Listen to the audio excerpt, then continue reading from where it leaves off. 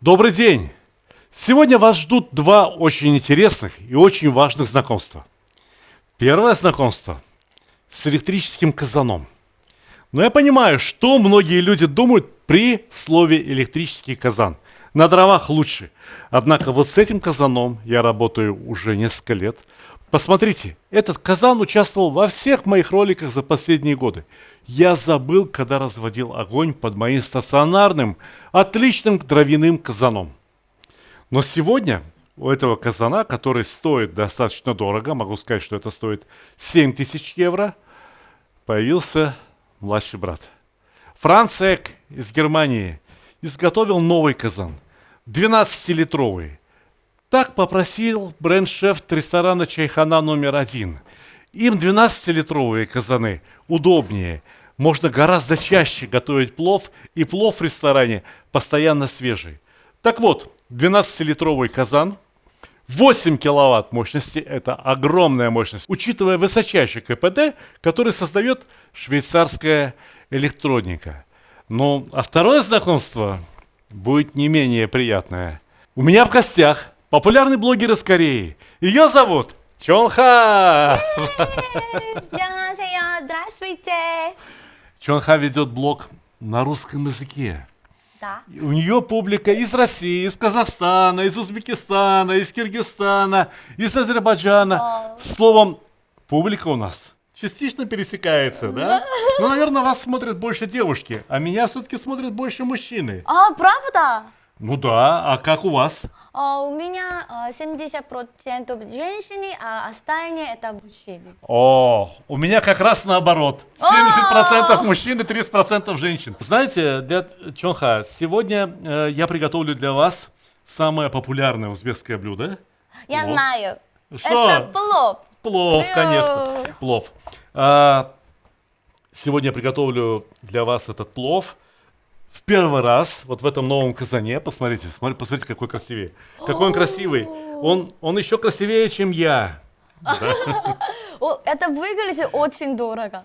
Это выглядит очень дорого, да, он стоит тоже очень дорого. Этот казан, несмотря на то, что он дешевле, чем вот этот большой, стоит 4000 евро. 4000 да. евро? Плюс доставка из Германии, плюс таможенные расходы. Все будет зависеть от того, куда вы его доставляете, но надо иметь в виду, что это устройство предназначено, конечно, для ресторанов, для профессионалов. И очень многие рестораны не могут использовать дрова, и это неудобно. И многим ресторанам запрещено использовать газ, и у них есть возможность готовить только на электричестве. Но этот казан может готовить на электричестве лучше, чем на дровах. Лучше, чем на дровах. Очень Уже тепло. тепло. Да? Я включал, я проверял, работает или нет. Я включаю казан, посмотрите, пожалуйста, здесь вот есть, показывает какая температура. Я включаю казан на 180 градусов. Очень Я быстро, отправляю да. в казан курдючное сало. Это сало из барана, самого красивого места из барана. Да, Барана это овца? да, янгоги. 양고기. Вы по-корейски говорите? Ну, я знаю несколько слов по-корейски. 양고기. Да, янгоги, баранина, да. это значит, это жир из янгоги, вот это мясо от янгоги. Вау, Да. я первый Но- раз. О май гад. Но дело в том, что в Корее не очень много баранины. И У нас не нет все корейцы... баранины. Ну, есть. На одном острове у вас есть, именно разводят именно баранину. Я знаю, в Корее. О. Но корейцы очень любят говяжьи ребрышки. Поэтому я приготовил гальби. О, галби. Поэтому сегодня мы будем готовить плов и из баранины, и из гальби, чтобы всем понравился. То есть сегодня будет у нас такой корейско-узбекский плов. У нас, кстати, говядина очень дорогое мясо. Ну, у нас говядина несколько дешевле, и могу сказать, что к моей огромной радости в России мясо становится все лучшего и лучшего качества. Можно купить очень хорошую баранину, можно купить очень хорошую говядину. Раньше люди в России ели больше свинину, чем говядину и баранину. А сейчас свинину едят все меньше и меньше и меньше, потому что люди полюбили баранину, люди полюбили говядину. Вау. Очень многие люди купили себе казаны, О. ну такие уличные казаны. На улице ставят, разводят дрова, огонь. И очень многие женщины в России благодарны мне. Они говорят: спасибо, теперь все время готовит мой муж, я не готовлю ничего.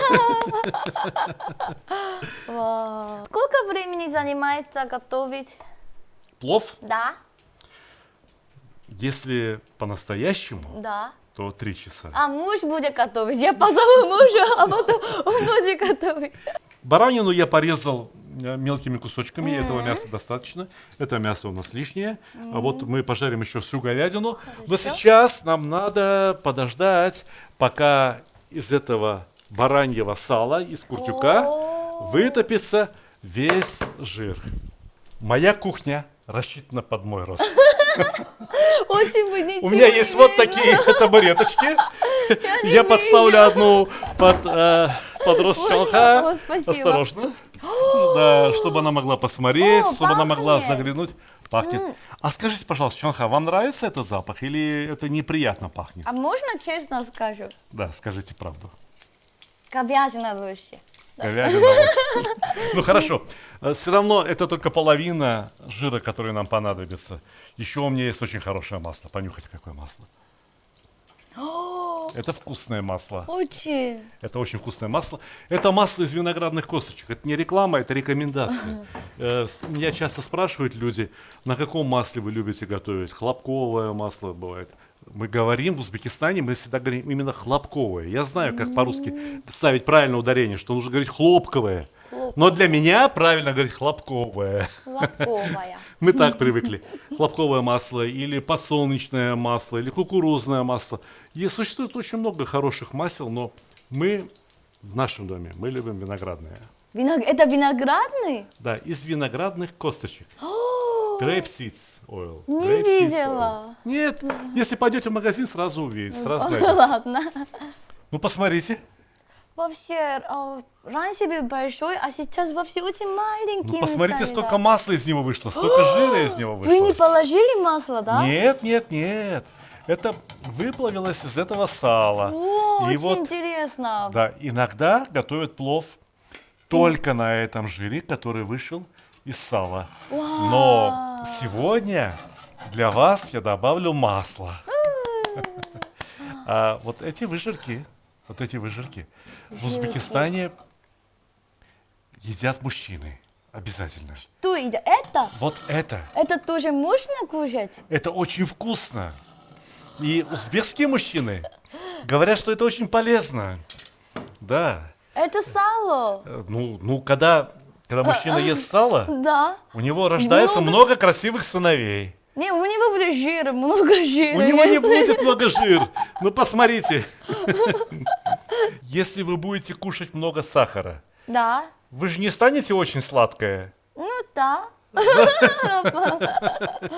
Но если мужчина ест немножко вот такой жир вот он, жир вот. Жир А здесь, вот. да, а здесь все самое вкусное, и это можно будет отнести вашему супругу, О. и только надо дать ему 1 рюмку водки. Ладно, я хочу.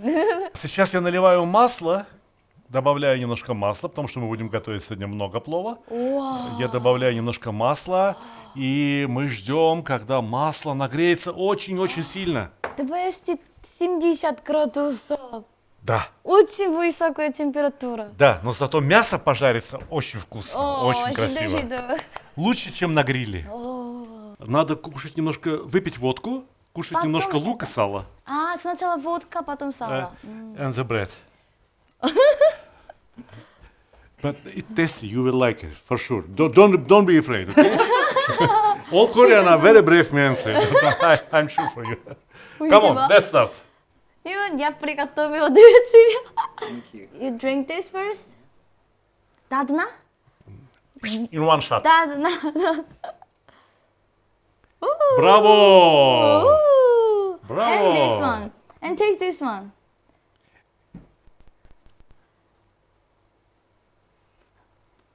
First time? Do you try?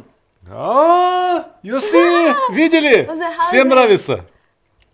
So good. Really? Yes. Now, little bit of bread and onion. Richard bread?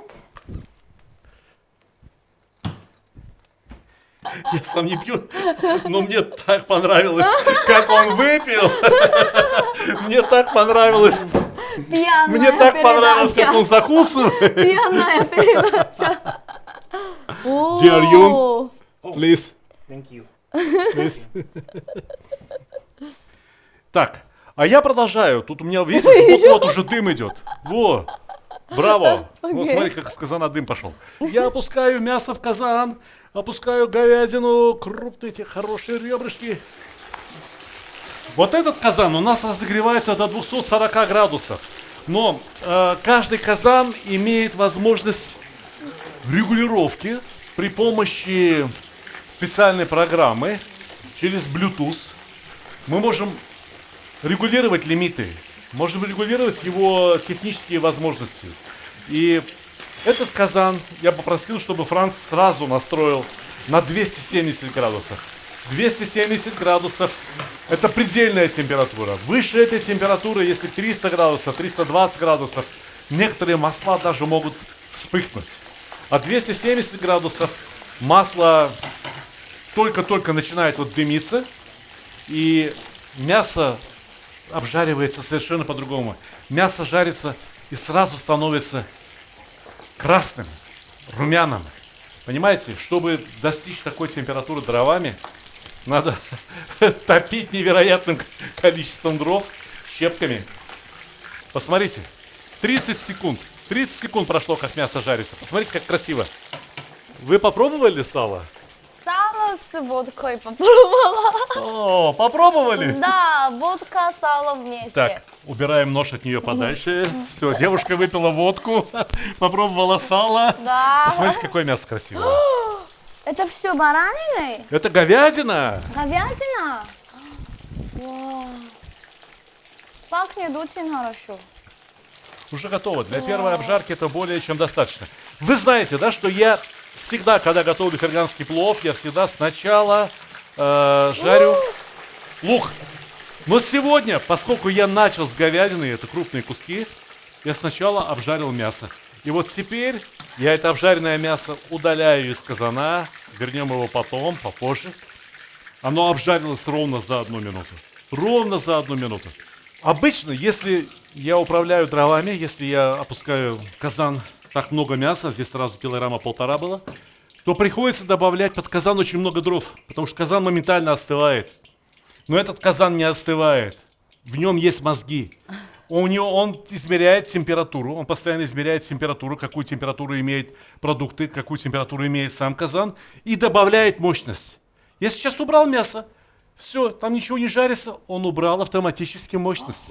Понимаете? И он просто поддерживает правильную температуру. Сейчас я выставляю температуру на 235 градусов и опускаю лук. Осторожно, осторожно, может брызнуть. Теперь нам надо очень красиво, до золотистого, до красного цвета пожарить лук.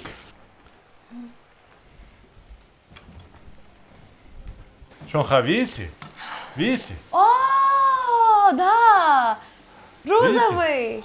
Розовый и сейчас. Коричневый, да, И красивый. если пожарим еще 1 минуту, то он станет уже черный. И это будет неправильно. Нет, черный неправильно. Мы сразу опускаем мясо. Мясо холодное, поэтому масло остынет, лук остынет и не пригорит. Теперь мы уже жарим баранину. Я убавляю температуру, уже так много не надо.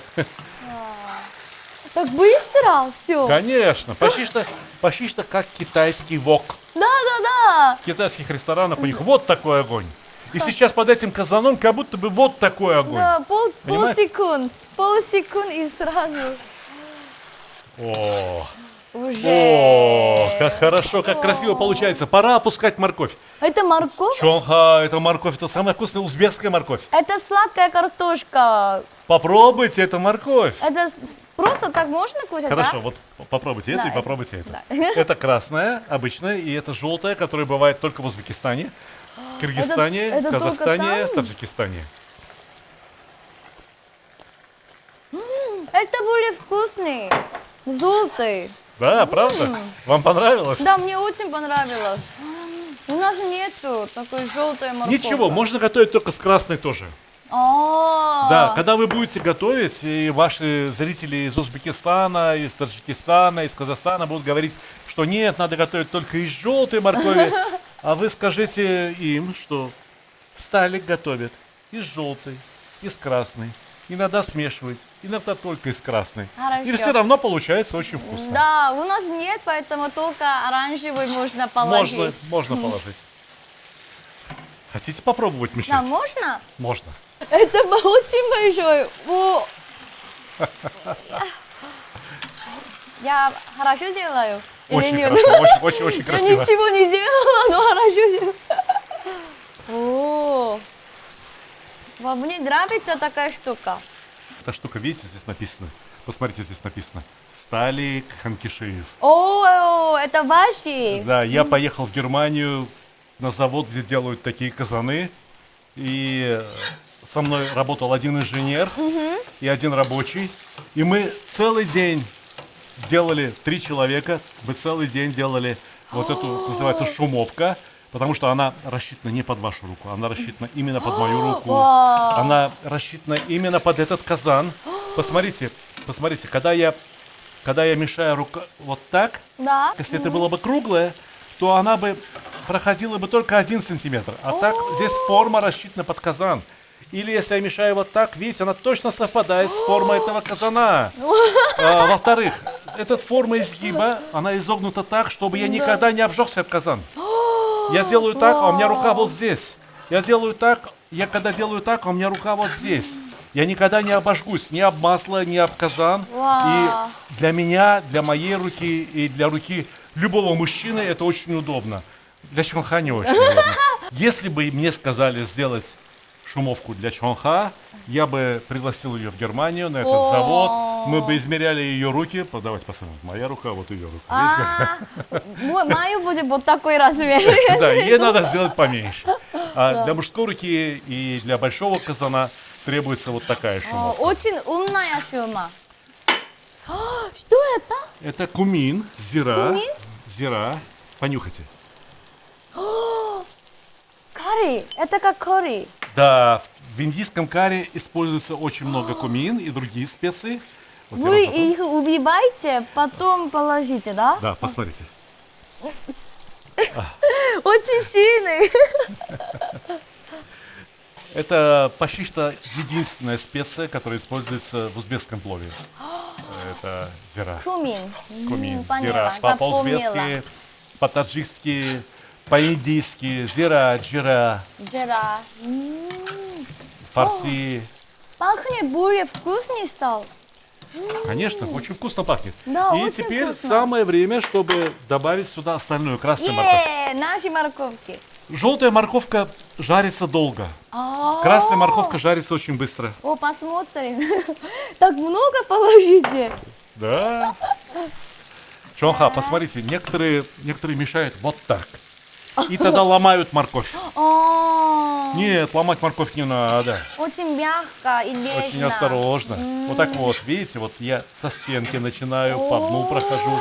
И вот так поворачиваю, Вообще они не поворачиваю, и сломаются. он не сломается. Да, очень Но красиво. морковка еще не готова. Морковка еще не готова. Посмотрите, я сейчас покажу, как увидеть, готова она или не готова. Видите, она вот. Когда морковка будет вот так загибаться, Ага. она будет красивая и будет готовая. А сейчас еще не готовая. И можно еще немножко пожарить. И можно не терять температуру. Можно взять вот эту крышку и закрыть. Закрываем. Вот хотите совсем. Если хотите, можно не совсем, можно чуть-чуть закрыть вот так. Вау. Как захотите, так можно сделать. А, Она в любом положении может оставаться эта крышка. Но эта крышка, конечно, очень дорогая. Надо спать еще, да? Да. О. Я даю вам этот урок, и я понимаю, что, может быть, вы не все запомните. Да. Да. Ну, вы женщина молодая, поэтому не все можете запомнить. Поэтому разрешите мне сделать вам небольшой подарок. Что это подарок? Это моя книга. который называется «Казан». Казан. Как готовить в казане. Здесь все про то, как готовить в казане. О, ты в фотоке, да, все? Да, это все мои фотографии, я фотографирую Вы сам. сам? Конечно. Я сам фотографирую еду, и я сам делаю детей. Больше никому не доверяю. Настоящий блогер, да? О, очень красивая фотография. Это тоже вы сами сделали? Все сам я делаю это. О, По этой книге вы научитесь, как работать с казаном от начала и до конца. Ва. А вот по этой книге вы научитесь готовить не просто плов, много разных пловов. Много, потому что плов это не одно блюдо. Здесь 40 рецептов. Но я могу готовить 140 рецептов. Только приготовить плов. Разный плов. Разный плов. Посмотрите. Вот здесь все рассказано про то, как растет рис. Видите, какой бывает рис, когда он выходит из поля? Потом он бывает вот такой, потом, когда его почистят, он бывает вот такой. Очень интересно. Вот. Ой, я не знала, так разные пловы бывают. Что это? Это плов. Это плов тоже? Это азербайджанский плов. Надо- Это плов с молоком, с медом, это плов с курицей, с каштанами, с фруктами, с чем хочешь. И, конечно, такой плов, как мы сегодня готовим, тоже здесь есть. О, Есть плов, который можно готовить без казана, который готовят в мешочках. Есть плов, который можно готовить в печке. Посмотрите, О. посмотрите, какие фотографии я сделал для этого. очень красиво. Это А недавно я сделал видео. Я сделал видео, как готовится плов в разрезанном казане. Мы разрезали казан и готовили плов вот так. вы отрезали это? Ну, не этот, другой, не, подешевле, подешевле. Это дорогой, да. Разрезали и сделали. Мы 3 дня снимали это видео. О. Плов очень любят люди многие готовить, когда они поедут на пикник. О. Когда они готовят на улице. А на улице может быть дождь. Да. Да, там может быть жир попадет, масло попадет на книгу. Эта книга очень дорогая, очень хорошая. Очень дорогая, Да. очень хорошая. Для этого я сделал 2 другие книги. Вот такие маленькие. И это бумага, которую можно мыть. О. Если сюда попадет Фотопротивный. кетчуп Махеев, или кто-то очень сильно захочет кушать, у него слюна попадет на книгу. Эту книгу можно просто взять и вытирать тряпкой, и она снова будет чистая. И здесь Водостойка. есть такая ниточка, можно кухни. прибить гвоздь, и Да. там пускай лежит. Да, кухня Здесь можно точно пить. такие же рецепты, как в этой книге. Только здесь много рецептов, а здесь 12 рецептов. Но зато самые лучшие. А это книжка про Очень плов. милый плов. Книги, которые я дарю Чонха, ну, я, конечно, их даже не всем своим гостям дарю. О. Но любой может купить эти вот книги, да еще и с моим автографом в моем интернет-магазине stalik.ru. Кстати, кто захочет купить казан, тоже может обратиться в магазин, позвонив по телефону и сообщив, что он хочет купить казан. Еще раз, цена этого казана 4000 евро. Надо будет заплатить Германии, а потом отдельно заплатить за дорогу и за растамаживание этого груза. Но лучше этого казана вы не найдете в целом мире. Это я вам совершенно точно говорю. Еще лучше казана пока что не придумано. В общем, пока Чонха побежал разглядывать подарки, я должен налить воду в казан, да, и подложить в казан некоторые любимые корейские продукты. Я имею в виду чеснок, перчик. Кстати говоря, вот заговорился с молодой красивой женщиной, видите, совсем забыл посолить. Надо же еще посолить. Итак, чеснок, перец, все сюда, сюда. Возвращаем на место говядину, говяжьи ребрышки. Они здесь потушатся, станут восхитительными, очень вкусными. Еще. И теперь соль. Я думаю, что на этот плов, у нас очень немаленький плов, кстати говоря, уйдет примерно 2 столовые ложки соли. Но сначала я смою мясные соки и весь жир. А зачем это должно пропадать? Хорошие продукты. Итак, 2 ложки соли. 12-литровый казан. Я готовлю на 1,5 килограмма риса. В принципе, можно приготовить и на 2 килограмма риса в этом. Но у нас здесь довольно много мяса. И видите, что многие куски мяса очень крупные, да? 122 градуса. И у нас сейчас работают два контура в этом казане. Дело в том, что казан должен греться не только снизу. Он должен нагреваться еще и с боков. И сейчас настроено так, что генератор переключается между двумя контурами. То он дает тепло снизу, то он дает тепло сверху. Я могу выключить верхний, и тогда будет гореть только снизу, видите? И кипит только снизу. Можем отрегулировать. Вот только снизу идет кипение. Вот хорошее кипение. А теперь добавляем сколько-то еще и сбоку. И теперь он будет кипеть то сбоку, то снизу. То сбоку, то снизу. Таким образом мы можем распределять, как вот на автомобиле есть распределение, да, тяги между передней осью и задней осью. Точно так же в этом казане. Есть возможность распределить мощность одного двигателя между двумя контурами. Сбоку и снизу. Понимаете?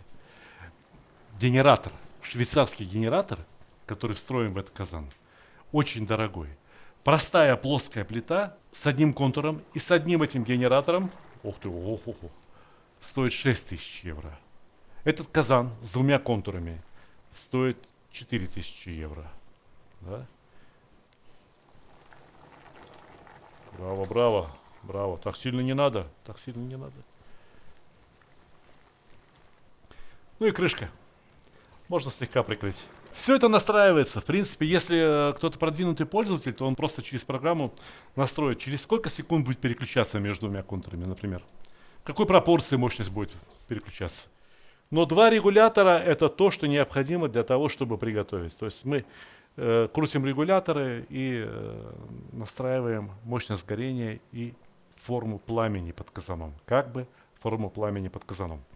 Теперь у нас перерыв на целых 40 минут, пока варится зирвак.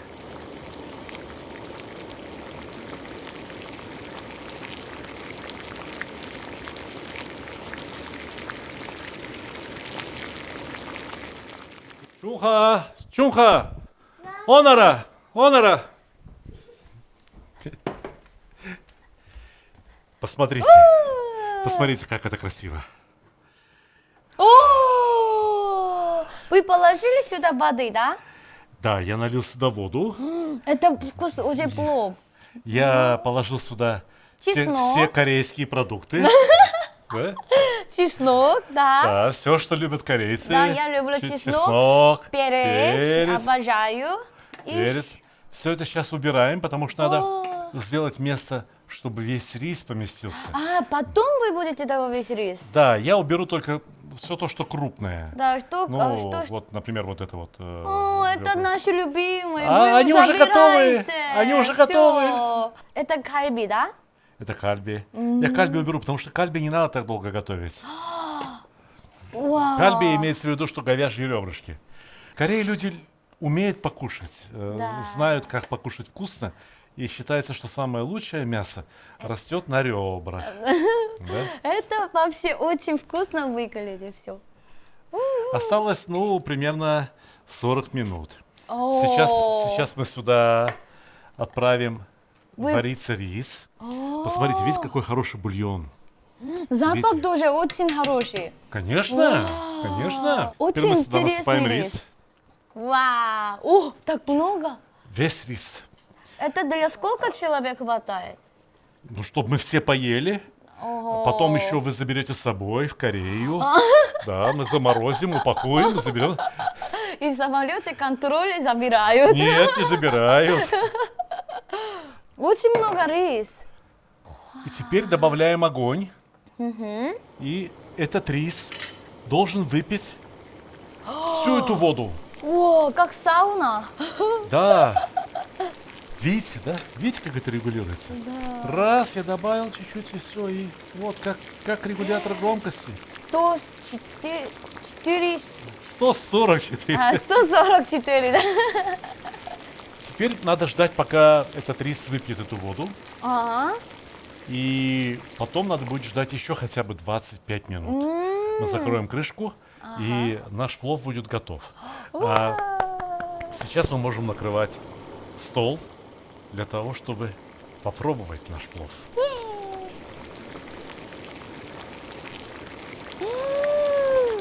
Смотри, О, Смотри. вечеринка риса. посередине, Вечеринка. а теперь остановиться, теперь с краю. Это вы магию делаете сейчас? Казан делает. А где овощи? Внизу, А вы покрыли его? да, только рис сверху. О, автоматически Автоматически, пошло. да. О, дырка. Но это пар выходит. Знаете, в Корее, в Китае, в Индии риса очень много. Да, мы И каждый день. рис едят каждый день. Да, утром, обед и ужин. А в Узбекистане риса мало. Почему? Ну так, там мало воды, и как-то там мало риса. Там рис можно кушать один раз в неделю. А что они кушают? А вот что-то другое кушают. Они хлеб кушают, другое кушают. Хлеб. Но рис один раз в неделю. Поэтому для риса добавляют все самые лучшие продукты. Мясо, лук, морковка. Что самое вкусное есть, все добавляют на рис. О, надо полететь в Узбекистан. Там Поэтому- покушать рис. Поэтому мы рис кушаем один раз в неделю, но это самое лучшее блюдо. Вау. Я не знала, рис такое ценное блюдо. Ну все, можно открывать. Как оно вам? Знаете, зачем вот это вот лежит, да? Вот эта вот штука зачем? Сюда под нее можно подложить салфетки, чтобы вода обратно не капала. Чтобы вода впитывалась, если вдруг влаги оказалось слишком много, лишняя влага оказалась. Давайте перчики, чесноки уберем, чтобы они не разбились, не порвались, чтобы не сделать плов слишком острым. Чунха! Онара! Онара! Чунха! Уже готов. О, Очень вкусно выглядит. Это чеснок тоже можно кушать? да, вот это самое вкусное. Чеснок? Я Да. думала, это просто декорация. Не. И теперь раз, два, три. О, Это будет стоять здесь, чтобы не остыло. Если захотим еще кушать, вот у нас есть плов. Вот. Его закрываем. все, пока. Температуру убавляем на 83 градуса. При температуре 83 градуса плов может стоять до 18 часов, не теряя своих свойств, что очень важно в ресторане. Ну а пока что, чунха. А как быть по-корейски приятного аппетита? 잘 먹겠습니다. 잘 먹겠습니다. Окей, молодец. Садитесь, пожалуйста. И сюрприз, сюрприз, сюрприз. Здесь у нас Вау! еще один плов, азербайджанский. Это плов. Это отличает... ты не понимаешь по-русски. Two difference, right? А это азербайджанский? Да. Вы положите вишню в плове? Ну, это, наверное, ваша импровизация, да, Сталик? Нет, Нет? с По вишней старинным рецептам? это старый классический рецепт. Спасибо.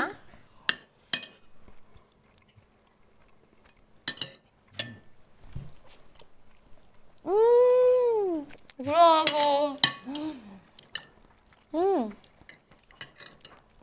Вау, очень нравится, очень вкусно. Я чувствую каждый штук рис. Вот each rice, you can feel it in your mouth. Даже баранина вкусная. Необычно.